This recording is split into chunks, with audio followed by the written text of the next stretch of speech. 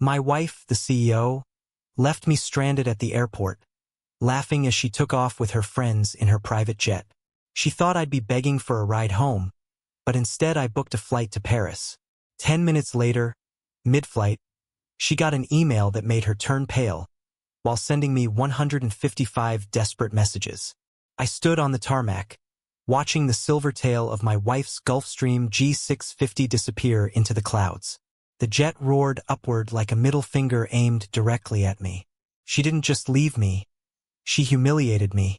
The jet door had closed with a hiss that sounded too smug, and the last thing I saw was her face. A grin like a fox who'd just eaten the last chicken in the coop. Her name was Ashley Monroe, CEO of a cosmetics empire, a woman who built herself from Instagram ads and fake smiles. And me, Daniel Brooks, just a man who believed in her, paid for her first office, stood by her when her friends called her crazy. I wasn't some doormat, I was her damn backbone. But to her, I'd become excess weight. Something she could leave behind in the economy lot while she popped champagne with her fake friends. She laughed. That's what broke me. Not the leaving, hell people leave, but the laugh. My phone buzzed. Ashley, oops babe, no room on the jet. Guess you'll have to Uber home kiss mark lol. No room? I helped buy that jet. But I didn't reply. I booked the next international flight I could find, Paris. I wanted distance, not comfort. I wanted sky and silence. I didn't even grab my checked luggage. Just a passport, my phone, and a rage that could have powered the damn aircraft itself. Takeoff was smooth. The irony hit as I looked out the window. Same clouds, different direction. That's when I did it. I sent the email. The one with everything. 10 minutes later, halfway over the Atlantic, the flight attendant whispered to me, "Sir, your phone is going off like crazy." I looked. 155 messages. The first was a text. "Ashley, Dan, what the hell did you do?" Then the call started. Voicemail after voicemail. The same voice that used to whisper sweet nothings into my neck was now screaming apologies, panic, threats. That icy, composed CEO? Crumbling. That email. It was a nuke. I'd found the burner phone 2 weeks earlier, stuffed into the pocket of her gym bag. One of those cheap, drug dealer kind you pay cash for. She claimed it was for security purposes. A total lie, like most of her life. I didn't confront her then. I waited. I dug deep. Screenshots, hotel receipts, late-night Uber drop-offs that didn't match her calendar. A message from some slick idiot named Brent Taylor, a venture capitalist with more hair gel than brain cells. Last night was fire, let's do it again before he gets back smirking face. They'd been doing it for months. While I was hosting charity events for her brand. While I was sitting front row at her stupid panel talks on female empowerment. While I was planning our anniversary trip to Santorini. So I wrote up the email. To her board. Her sponsors. The press. Attached were pictures. Conversations. GPS logs. A carefully worded statement from me. Full of legal jargon and zero emotion. Her PR team would panic trying to spin it. And I sent it right as her jet passed cruising altitude. According to the message timestamps, she opened it 5 minutes later. Then the messages started. Ashley, Dan, call me, now. Ashley, what the F **** did you do? Ashley, please don't do this. Ashley, it wasn't what you think. Ashley, I made a mistake. I love you. Ashley, we can fix this. I swear. Ashley, just please talk to me. It was like watching a tower fall in slow motion. Every lie she told me collapsed onto her in real time, and I just sipped my bourbon, looked out at the ocean far below, and let it all sink in. The part that surprised me? I wasn't even heartbroken. Not yet. I was just cold, like the first breath after a blizzard passes, when everything's quiet, frozen, and the truth hangs in the air like frost. She didn't just cheat. She mocked me while doing it, left me like garbage at an airport gate, laughing as she flew away into her fantasy life. She thought I'd grovel. She thought I'd wait. She thought I'd chase her. Instead, I dropped a bomb in her lap at 40,000 feet. And that, my friend, was just the beginning. You never think it's you. That you're the one being played like a cheap violin while your wife is out there living a double life in heels worth more than your car. But looking back, the signs weren't subtle, they were neon. The first clue came in December. We were at a company gala, her company, Monroe Skyn. I was dressed in a tailored suit she picked out herself. She looked like a walking billboard. Diamond necklace, skin-tight red dress, lips so perfect you'd think they were drawn on. Everyone was fawning over her. The queen in her glass palace. But she kept disappearing. Said she had calls to take and brand deals to confirm. One time, I went looking for her and found her on the rooftop, alone. Or at least I thought she was. She flinched when she saw me, smiled too hard. "What are you doing up here?" I asked. "Just needed some air," she said, voice cool. These events are exhausting. Later that night, her phone buzzed while she was in the shower. Normally, I didn't touch it. We had trust. But that buzz didn't stop. 3 texts. All from someone saved as BT. The previews were hidden. But I'm not an idiot. I let it go. Not because I believed her, because I didn't want to believe what I was starting to see. January came. Things got weirder. She started coming home late from product shoots. Always with an excuse. Always with that same rehearsed tone. Like she'd memorized the script before walking through the door. She started calling me babe more. Hugging me too long. Guilt clings like perfume when you know what it smells like. Then there was Valentine's Day. She was in Aspen. Said it was a founder's retreat. No plus ones. "Let's do a private dinner when I'm back," she said. "We'll do something special. Just us." She sent a few selfies of her by a fireplace. Champagne. Cozy blanket. Fake smile. But someone else posted a photo that night. A friend of a friend on Instagram. I wasn't even tagged.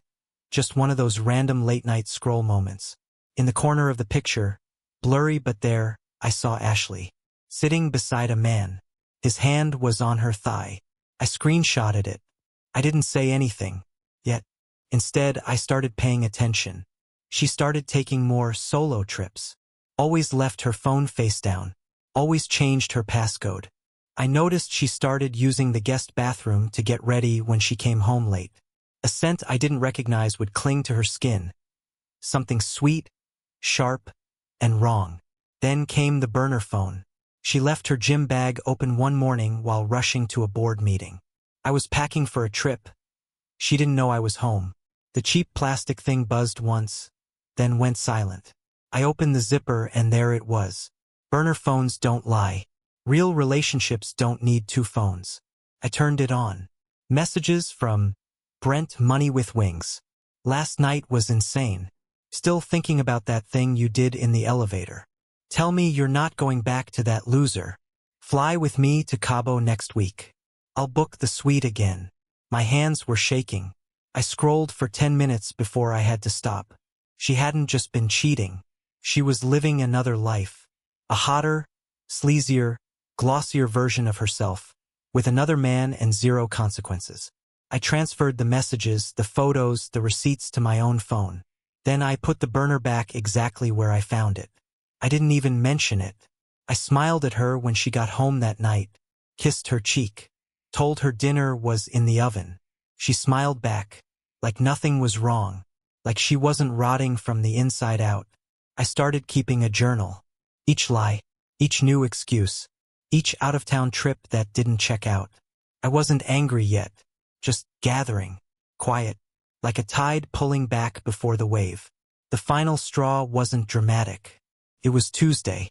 She left for a New York investor pitch, but I tracked her AirTag. She was in Santa Barbara, at Brent's beach house. So I waited for the right moment. The jet stunt? That was the moment. She thought she was the puppet master pulling strings. But she forgot one thing. Even a puppet can cut its strings and burn the stage down. That I landed in Paris with no luggage, no plan, and a fire inside me that didn't need warming. But before I even stepped out of the terminal, my phone buzzed again. "Ashley, 167 messages total now. Dan, please call me. I didn't mean to leave you like that. It was a joke. We were just messing around. You're overreacting. You've ruined everything. That last one? That one made me smile. I waited until I got to the hotel. Some quiet, overpriced boutique spot in Le Marais. Then I poured myself a glass of something aged and golden, turned on my phone camera, and hit record. "Hi, Ashley," I said, calm as ice. "You've been lying to me for a while now. Don't bother denying it. I've seen the messages, the hotel receipts, even your little burner phone. And I've known about Brent for 2 months." I paused, gave the camera a moment of silence. Then I leaned forward. "You thought you could screw around, lie to my face, and then laugh as you left me at the airport? In our jet? Like I was just some fool you picked up in a discount aisle?" I let out a small laugh, real bitter. "Well, you miscalculated." I sent the video to her. No caption. Nothing else. I shut the phone off right after. I wanted her to sit in that silence. Let it chew on her. The confrontation didn't happen in person at first. She tried calling from every number imaginable. Blocked, unknown, burner. She even had one of her assistants, Tasha, text me pretending it was a brand emergency. Finally, I turned my phone back on 3 days later. And guess who was already in Paris? Ashley. She tracked me down at the hotel.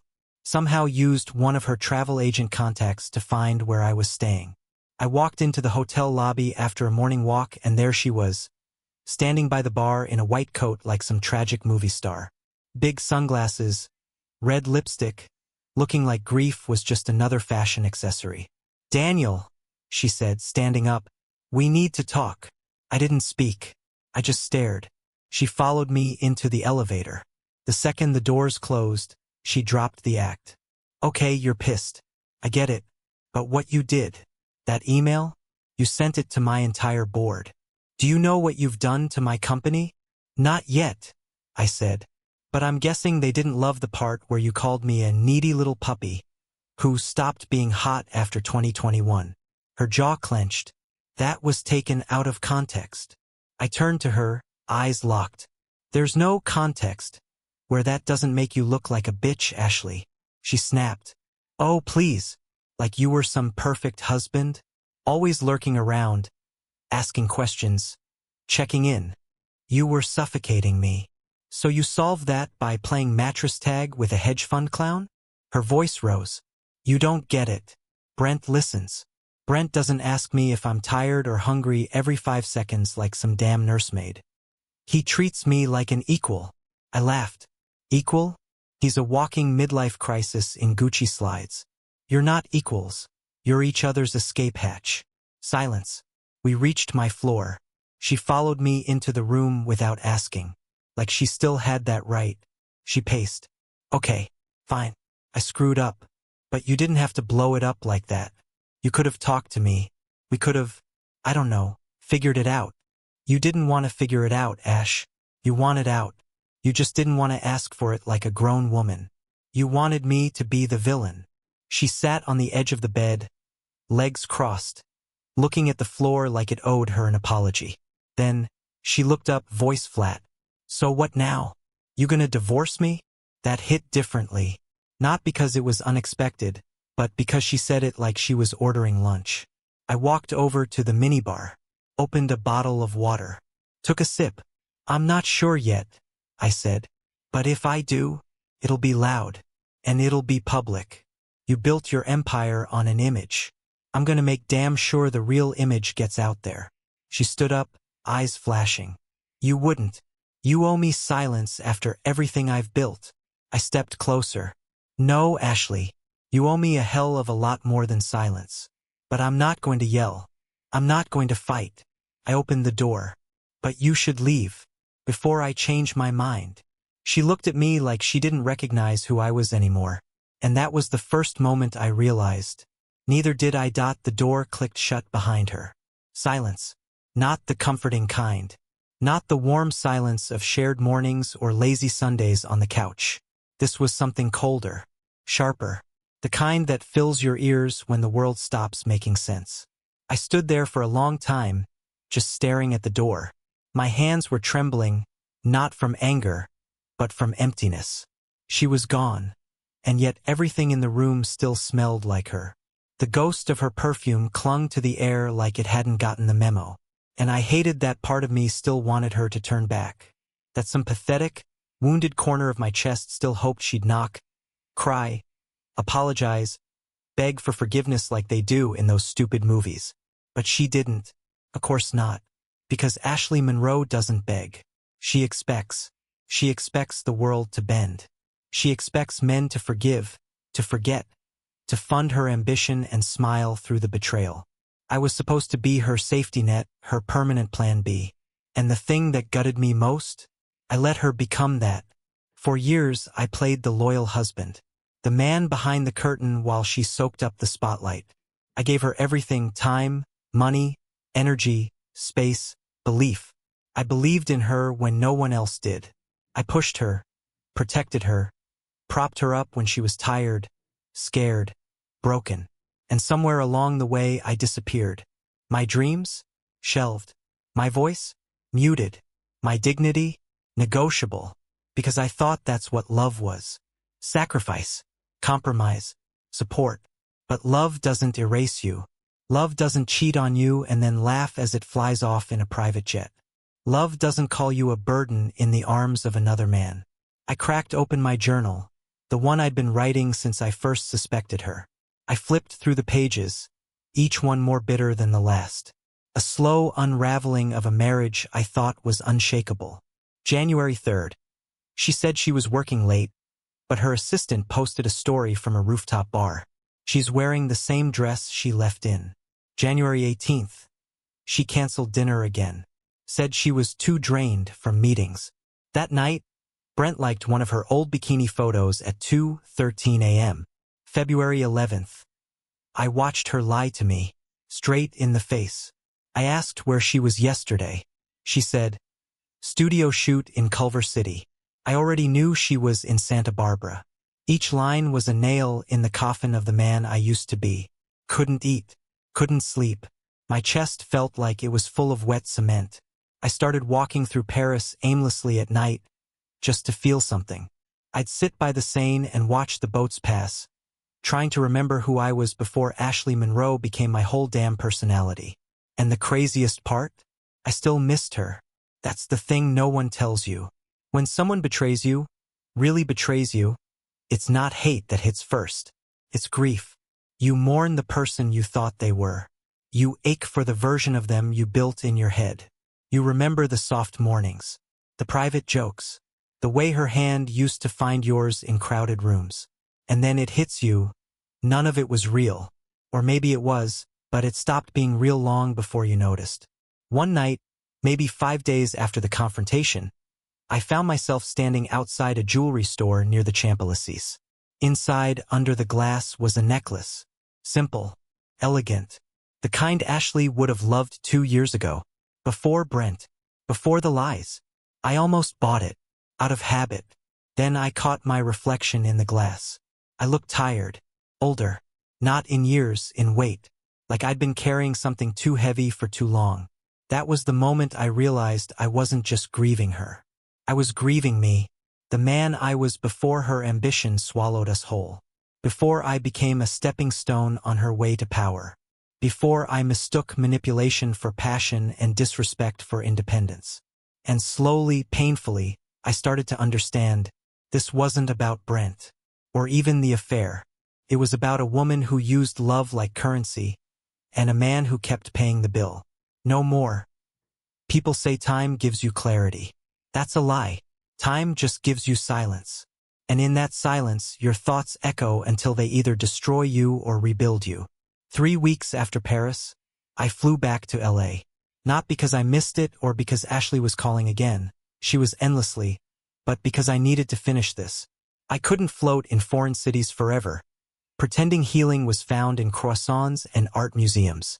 I came home to a penthouse that felt like a crime scene. Her things were still there.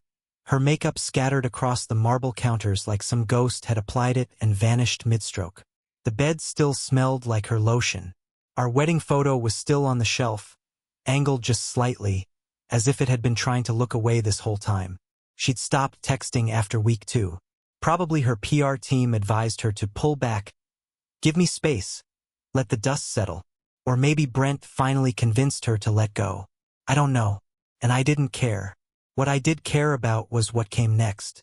Divorce was inevitable. But how I divorced her, that was the real decision.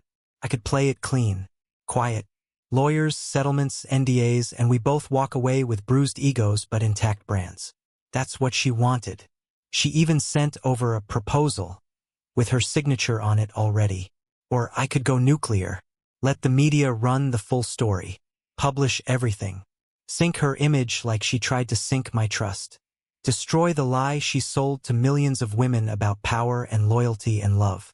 Tear her empire apart, piece by piece. And believe me, I had enough evidence to do it.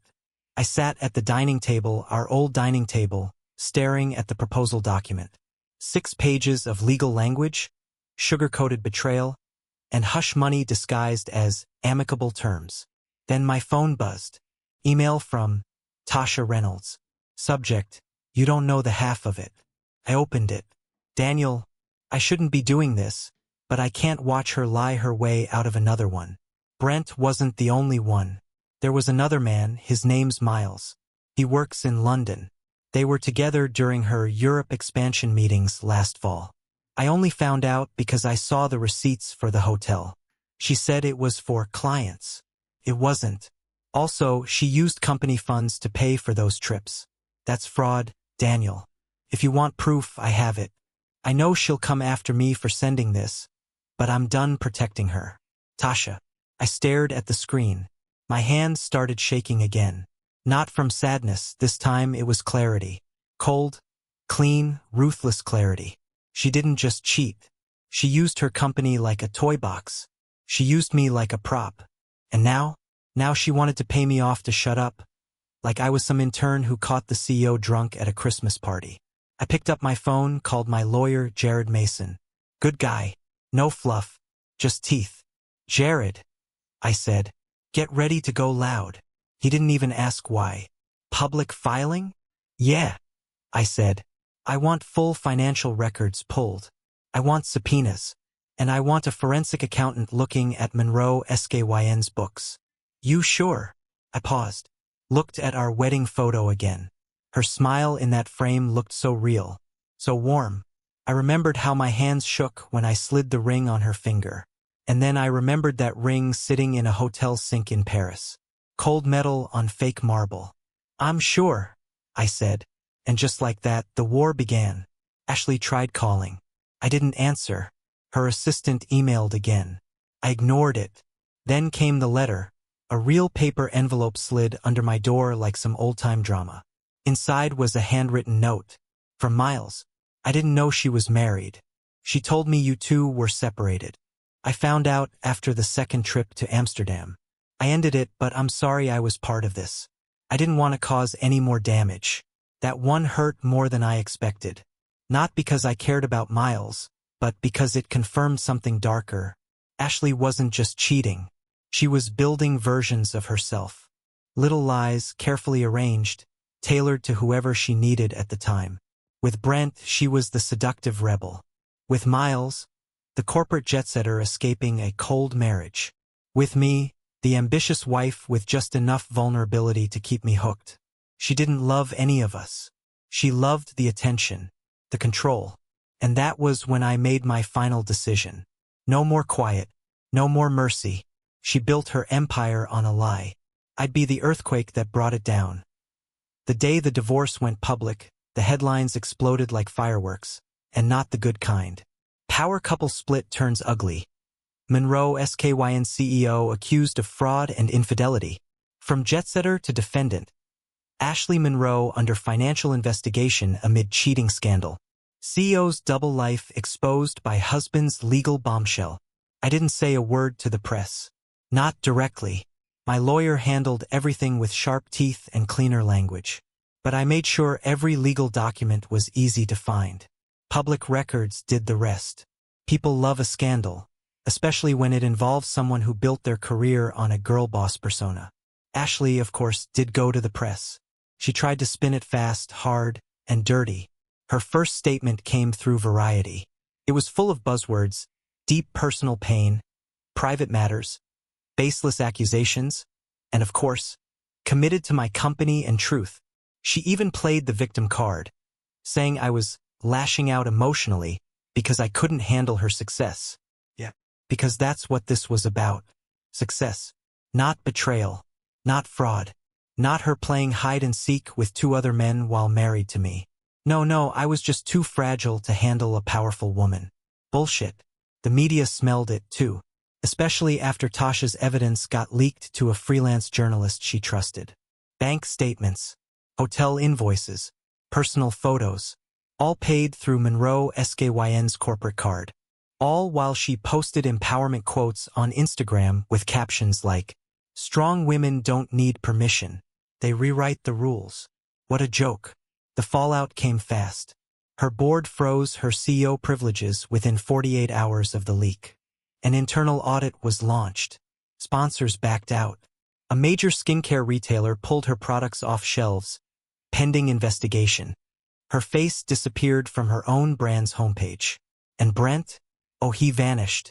Poof, like a cockroach when the lights come on. Deleted his Instagram. Moved out of his Santa Monica condo. Probably ran off to Bali or bought himself another fake startup to hide behind. Classic move. Ashley's calls stopped after that. The silence from her was almost eerie, but it didn't last. She showed up. Again. Unannounced. This time at my lawyer's office. Jared called me from his hallway. "She's here," he said flatly. "Wants 5 minutes." I should have said no. But something in me wanted to see what she'd look like now. Stripped of control. So I walked into the room. She was sitting at the glass table, wearing a black blazer, sunglasses, and her old poker face. But I saw it instantly, cracks. Tiny, invisible unless you knew where to look. Her hands fidgeted. Her lips were dry. There was a twitch in her jaw, a nervous tell she never had before. "Daniel," she said. I sat across from her. Said nothing. She took off her sunglasses. "I'm not going to beg. That's not why I came." "Good," I said. "Because I don't have pity left." A pause. She looked down. "You've destroyed me," she whispered. "Everything I built, it's burning." I tilted my head. "No, you destroyed it." I just turned on the lights. Her eyes flicked back to mine. There was rage there, shiny and poisonous, but also something else. Something dangerously close to guilt. "Fine. I messed up," she snapped. "But do you really think airing all of this helped anything? What about the employees? The girls who looked up to me? You should have thought of them before screwing your way through company retreats." I said. Silence. Her mouth opened, then closed again. That was the first time I saw her truly speechless. "I didn't want it to end like this," she said finally, quietly. "I didn't want us to become enemies." I leaned forward, folding my hands. "We didn't become enemies, Ash. You made a battlefield and forgot I had a sword too." She flinched at that. Real pain. Not enough to make me feel sorry, but enough to know she wasn't made of stone. Then, without another word, she stood up. She left a letter on the table. Signed. Settlement terms redrafted. Much worse for her now, but legally clean. I nodded to Jared. He took it, reviewed it, gave me a single glance. We'd won. But I didn't feel victorious. I didn't feel powerful. I felt free. Not happy. Not healed. Just finally unhooked. When she walked out of that office, it wasn't like the end of a love story. It was like the end of a hostage negotiation. There's something surreal about waking up one morning and realizing that everything that once defined you is gone. And you're still breathing. The divorce was finalized in late April. Ashley's signature on the last set of papers looked rushed, angry. My lawyer said she didn't even make eye contact in court. Good. I didn't want to see her eyes anymore. Too much poison in them. I moved out of the penthouse we once shared. Couldn't sleep there anymore. Too many memories echoing off the walls like ghosts with perfect skin and rehearsed smiles. I bought a modest place in Topanga Canyon. Quiet. No neighbors. No mirrors from our old life. I spent my days in therapy and my nights walking. No alcohol. No distractions. Just my thoughts, raw and unfiltered. Some nights were worse than others. I'd hear her voice in my head, laughing, sweet-talking, whispering things she probably said to Brent and Miles too. Trust doesn't die all at once. It bleeds out. I kept writing too. Pages and pages. Not about her, about me. Trying to remember who I was before the lies, before I shaped my entire identity around loving a woman who never saw me as anything more than a backup generator. Then, just as I was starting to breathe freely again, something strange happened. Her name was Haley, a photographer I met by accident, literally, when I spilled coffee on her outside a bookstore in Silver Lake. She cursed under her breath, looked up at me and said, "Seriously?" I handed her a stack of napkins and said, "That's the story of my life." She looked at me, then laughed. It wasn't forced. It wasn't a performance. It was real, warm. We ended up grabbing another coffee together. Ironic, I know, and talking for 2 hours. She told me about her job, her travels, her ex-boyfriend who tried to turn her into someone she wasn't. I told her about Paris, in the vaguest way I could manage without falling apart. She said, "That sounds like hell." I said, "It was." She said, "Well, at least you're not still in it." And I realized I wasn't. We kept seeing each other. Slowly, carefully. I wasn't looking for anything serious, and she wasn't offering any illusions. We were just two people trying to be honest. Felt foreign and terrifying. The first time I stayed the night at her place, I couldn't sleep. She noticed, rolled over and said, "You're not used to being safe, are you?" I almost cried. One morning, a month into whatever we were, I told her about Ashley. Not the headlines, the details, the betrayal, the manipulation, the fake smiles and private jets and burner phones hidden in gym bags. She didn't interrupt, didn't flinch. When I finished, she said, "That woman didn't just break your heart. She tried to erase your soul." That hit me harder than anything Ashley ever said. But healing isn't a straight line.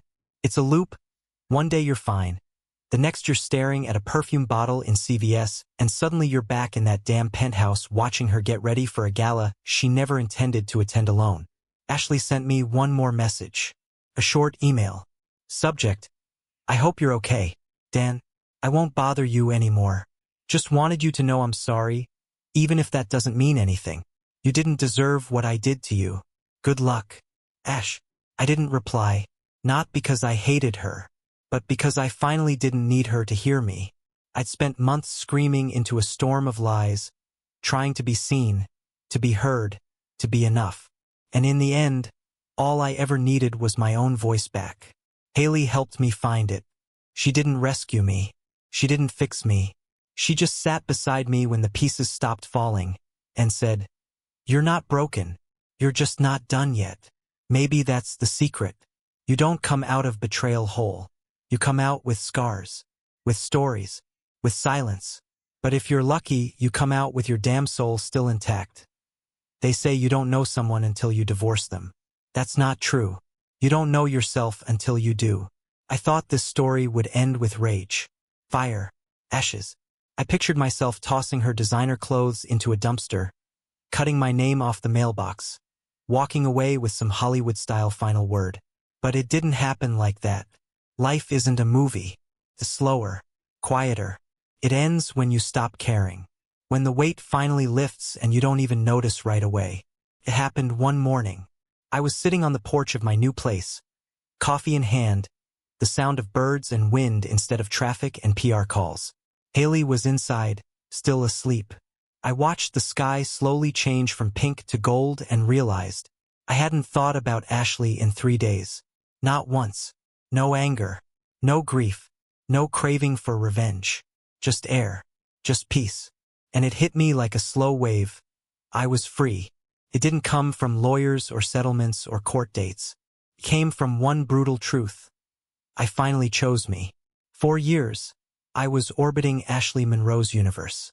I made myself smaller to keep her ego intact. I clapped for her wins while she erased mine. I thought I was being supportive. I thought I was being a good man. But I was really just slowly disappearing, until the only version of me that existed was the one she needed. Here's what no one talks about. When someone betrays you, it doesn't start with the big betrayal. It starts with 1,000 small ones. The missed calls, the forgotten dinners, the eye rolls, the condescending tones, the guilt tripping, the silent punishments for needing affection. And we, you, me, anyone who's ever loved deeply, we let it happen. Because we think love means endurance. But love isn't pain management. Love isn't supposed to hollow you out. I learned that the hard way. The emails stopped. The calls stopped. Ashley disappeared from my world the way a storm leaves a wrecked beach. Her company restructured. Rumors said she was stepping back to focus on mental health. Brent was never heard from again. Miles reached out once more, an apology again. I didn't respond. Let them all vanish. What stayed with me was the lesson, the scar, the part of me that grew back differently. I'm not bitter anymore, but I am wiser. I no longer apologize for needing consistency. I no longer shrink myself for someone else's spotlight. I no longer confuse charm for character. Haley asked me once, "Do you think you'll ever trust again?" I told her, "I already do. I just trust differently now. I trust action, patterns. I trust the quiet moments, the way someone listens, the way they show up when they don't have to. I don't fall for fireworks anymore. I look for warmth, the kind that doesn't burn." To anyone reading this who's in the middle of their own storm, let me tell you something I wish someone told me. You're not crazy. You're not weak. And you're not broken for hurting. You were just good to the wrong person. That doesn't make you a fool. That makes you real. And if you're wondering whether it's worth it to leave, to speak up, to stop tolerating the constant ache, let me be clear. It is. Because on the other side of heartbreak isn't another love story. It's you. And that's enough. Sometimes we get caught up in fighting for people who would never throw a punch for us. We defend them to others, to ourselves, to our therapists. We romanticize crumbs because we're starving. But healing is realizing you don't need crumbs anymore. You need a seat at the table with someone who doesn't ask you to beg. Would I take any of it back? No, because it taught me everything.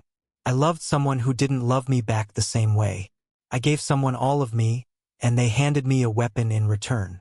I stood at the edge of heartbreak and kept breathing. That's not weakness. That's strength. So here I am. Not the man I was when this started. Not the one she tried to break. But the man who walked away with his soul, his peace, and finally his name back.